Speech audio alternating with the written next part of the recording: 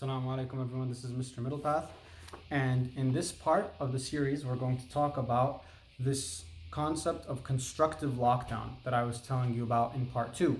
And I want to read a section from this book called Boys Adrift by Dr. Leonard Sachs, and he talks about the 5 factors driving the growing epidemic of unmotivated boys and underachieving young men. So basically boys and men who don't work, don't want to leave the house, maybe they're married but their wife is pulling all the weight and they're not doing anything or contributing to the house at all. And the lack of motivation in boys. Video games, he talks to the 5 factors: video games, environmental toxins, prescription drugs, I believe, teaching methods, devaluation of masculinity, and I think there's one more, prescription drugs. So basically chemicals in the food, prescribing very powerful medications to boys at a young age, teaching boys that masculinity is a bad thing, so on and so forth, right? And he has other books, Girls Adrift, problem with why gender matters, right?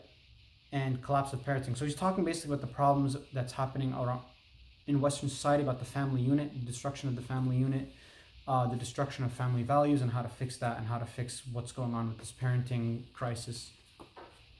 So let's look at this part, right? And I think it applies, even though he doesn't talk about marijuana, I think a lot of this applies to the weed epidemic as well. And you could even add a sixth factor here: boys smoking weed and masturbating too much.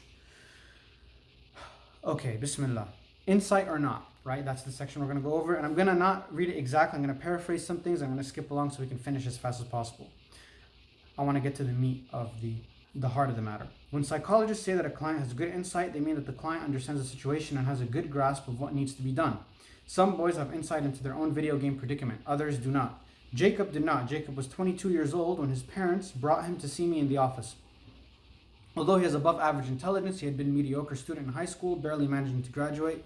He now worked a few hours a week assisting his father in his home remodeling business. And that was all he did. The parents were worried about his lack of social life, no ambition, no plans for the future, etc. The 4 of us met together: Jacob, his parents, and me. His parents spoke first. "I've been researching it online, and I am worried," his mom said. "He has no ambition, no friends, and no concern about any of it. I looked it up online, and more than one site mentioned the possibility of schizophrenia." I nodded, although schizophrenia seemed highly unlikely. After listening to the parents for a few more minutes, I turned to Jacob. "What's your favorite thing to do in your free time?" I asked him. He snorted. "What do you think?" he said. "I don't know. That's why I asked you." "Well, it depends. Jerking off is number 1 if I haven't done it in a day or 2. But you can't jerk off all day long. Believe me, I tried to, more than once. So when I'm not jerking off, I play video games." For those of you who don't know, jerking off means masturbating in America. "How many hours a day do you spend playing video games?" I asked. Another snort. "As many as possible." "How about in the past 7 days?" I asked. The 4 of us then worked through the past 7 days, going over what Jacob had done each day as near as they could recall. We concluded that he had spent at least 40 hours in the past 7 days playing video games. It was equivalent to a full-time job. "Do you see the problem there?" I asked Jacob. "None whatsoever," he said with a charming smile.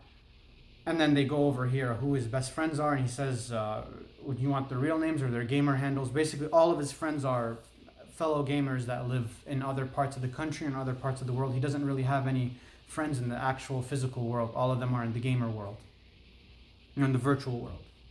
So, and they talk about how he doesn't really have any friends in real life. And then after another 30 minutes of evaluation, I was ready to make a recommendation. "I don't see any evidence that Jacob has schizophrenia or any other major psychiatric disorder," I said. "And he doesn't appear to be either anxious or depressed. I think the time he spends playing video games and other online activities has displaced his real-world activities. He's spending too much time in front of the computer screen." "That's what I think too," his father said. "But what can we do about it?" If Jacob were younger, if he were 10 years old instead of 22 years old, then it might be reasonable to impose some limits. If he were 10 years old, you could allow him to play video games for maybe 30 or 40 minutes a day, but that won't work at this age in my experience. "Why not?" Mom asked. I turned to Jacob. "If your parents were to limit your video games to 40 minutes a day, would you turn off the game after 40 minutes? Another snort. "No way. I'm just getting started after 40 minutes. "That's what I thought," said the doctor. Dr. Leonard Sachs. And if you turn off the game in the middle of a game, a man 22 years of age can get upset. That's an understatement, Jacob said. And for the first time, all three of them, Jacob and his parents, laughed. So they basically know, like, how are you going to impose limits on a grown man? That's like very difficult. Now, here comes the concept of constructive lockdown. Right, I said. The only effective intervention in this context with a man 22 years of age is complete abstinence, right? A man 22 years of age who is spending more than 40 hours a week playing video games is complete abstinence. You have to eliminate all access to video games. Jacob's face froze. You mean we have to remove the Xbox? His mother asked. Remove the Xbox from the house. Destroy it or give it away. Eliminate all access to the internet, including the cell phone. So this doctor goes hard. He just says eliminate everything. Jacob's face unfroze, changing into an angry grimace. That's totally unacceptable, he said. I'm an adult. I'm over 18. You can't tell me what to do. My parents can't tell me what to do. That's right, said Dr. Leonard Sachs. You are an adult. You are free to walk out of your parents' house and make your own way in the world. But if you leave, and now him and the parents make eye contact, the doctor and the parents, so that they can like see that they're on the same page. If you leave, your parents are not to support you. You are on your own. Right now, you're living in your parents' home, but you're not paying your way. You don't pay rent. Then they pay for your food. Basically, they pay for everything. With my encouragement, the parents followed my instructions. They donated the Xbox, all the video games they could find in the house to Goodwill. Goodwill is a charity organization. They took away their son's cell phone, removed the computer. They password protected their own computer and refused to allow their son to access it. Very good. This is very good. This is constructive lockdown, right? I mean, this is lockdown, but we're going to get to the constructive part in a little bit. 4 weeks later, they were back as I had requested. It's unbelievable the difference, Dad said. What's different? I asked. Everything is different, said the dad. At work, for example, it used to be pulling teeth to get Jacob to help me at all. I had to check everything he did. But now he's shown initiative, and to be blunt, he's a lot smarter than I thought he was. So this is very important. The kid is now showing more initiative, more motivation, and his brain is out of a fog. He's actually more helpful, and his dad is like, wow, this kid's smarter than I thought. So imagine that. He's playing so much video games and masturbating so much, his mind is in a fog, and his parents can't even tell what his capabilities are. How do you mean, I asked. Well, take this past week, for example, Jacob's father said. We were doing an upscale remodeling job. This is the constructive part of the lockdown. So the lockdown of all the games and all access to internet, and then the constructive part is making him work with father. Well, take this past week, for example, Jacob's father said. We were doing an upscale remodeling job. The homeowner wanted us to install this high-tech shower unit with massage jets, body jets, everything, all voice controlled by computer. I didn't want to tell the owner the truth, that I hadn't done anything like it. I was struggling. Jacob stepped right in, showed me how to do it, and did most of the wiring himself. He figured it out just by reading the instructions. The unit worked perfectly. It was very impressive. Jacob was staring down at the floor, but I thought I saw a hint of a smile on his face, so he's proud of himself. Now here's the kicker, right? It wasn't easy, his mom said. Not at first. Jacob didn't talk to us at all for the first week, which is very normal in a constructive lockdown type of situation. He would make his own meals and take them into his room, but then after about a week, he started joining us for supper, and he seemed to wake up, all right? Look at that, man. He seemed to wake up. Even the author puts wake up in italics to like emphasize wake up. It was as though he had been in a fog all those years he was playing video games. Maybe he just wasn't getting enough sleep. Now he actually talks at supper time. He just seems smarter now. He understands better. He's got a better attention span. He's got more patience. Dad said, what do you think? I asked Jacob. Do you agree? So now the doctor's asking Jacob, what do you think about all these changes that they're saying you're going through? It's really positive, huh? And even Jacob himself smiled like out of pride a little earlier. No, I don't, Jacob said. I don't feel any different. Not smarter, that's for sure. If it were up to you, would you start playing video games again tomorrow? I asked. Absolutely, Jacob said. His parents sighed. Now the doctor's saying Jacob showed no insight, no awareness of how his video games had displaced real-world activities. And here is the doctor's advice at the end of this. Don't wait for your son to show insight into his situation. I have seen many parents who expect their 11 or 15 or 24-year-old son to act logically on the basis of the evidence.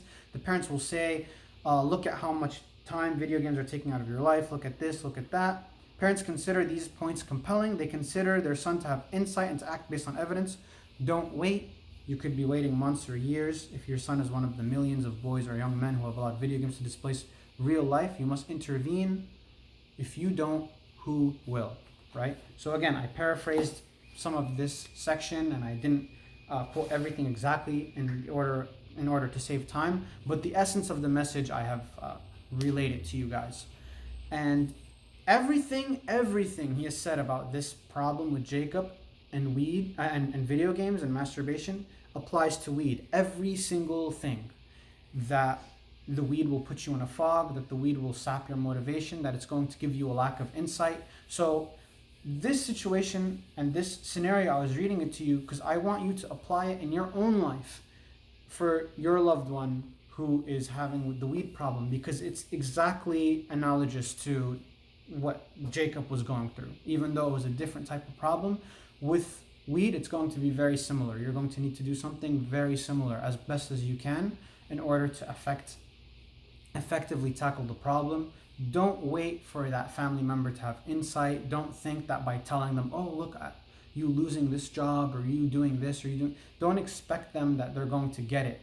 They might have all of these problems in their life and smoke weed, and they will never see the connection between all the problems they were going through and the weed use. They might even think that weed is the solution and not the cause to these problems. But you on the outside can see more clearly that weed is actually causing them to have this lack of insight, lack of motivation, lack of holding a job, etc. So I can't guarantee you that if you do a constructive lockdown, it's going to solve the problem. But I can pretty much say with a fair amount of certainty that if you don't do anything, the problem will persist and continue and get worse. That's it. That's all I have for you. If you have any comments or questions, please leave them below. Jazakallah khair. Assalamu alaikum.